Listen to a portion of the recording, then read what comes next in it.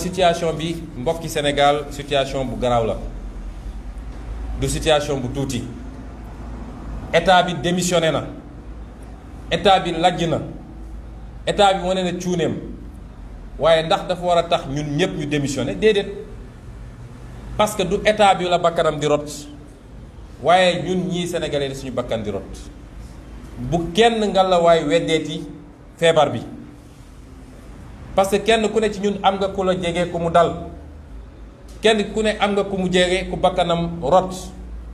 man mii de semaine passée bële rek am nañ ci ñaar ci suñu biir parti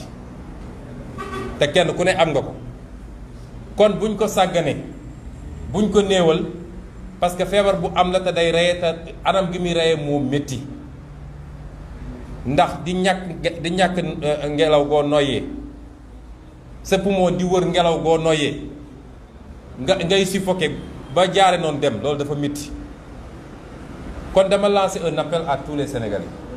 bu ñu topp irresponsabilité état bi su état bi irresponsable nous le peuple nañu responsable